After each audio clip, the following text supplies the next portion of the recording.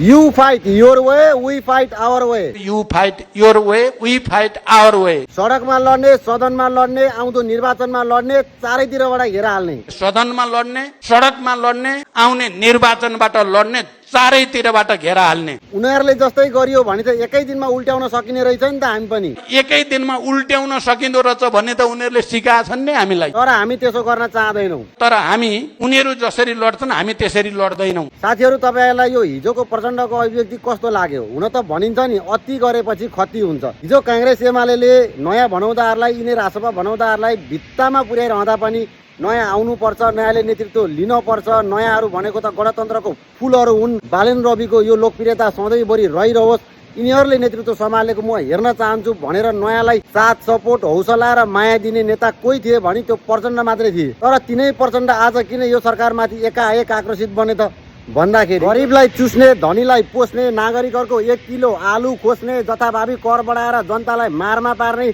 त्यही करको पैसाले चाहिँ स्वकीय सचिवहरू पाल्ने, सुकुम्बासीहरूलाई मर्न बाध्य बनाउने, नागरिकहरूलाई आत्मदाह गर्न बाध्य बनाउने, आफ्ना आसेपासेहरू सबैलाई चाहिँ संवैधानिक पदमा नियुक्ति दिने, चोर भ्रष्टाचारी ठगहरूलाई उन्मुक्ति दिने, राष्ट्रघाती अभिव्यक्ति दिने, चुच्चे नक्सा नै खाइदिने, रोडमा उफ्रिँदै हिँड्ने, फल्नाको खुट्टा भाँच्छु, यो गर्छु त्यो गर्छु भन्ने अराजक अभिव्यक्ति दिने र मिडिया हाउसहरूको मुख थुन्ने यस्ता यस्ता अराजक गतिविधि गर्न थालेपछि प्रचण्ड आक्रोशित बनेका छन्। प्रचण्ड मात्रै होइन, भयभरका दल र नागरिकहरू नै यो सरकारप्रति आक्रोशित बनेका छन्।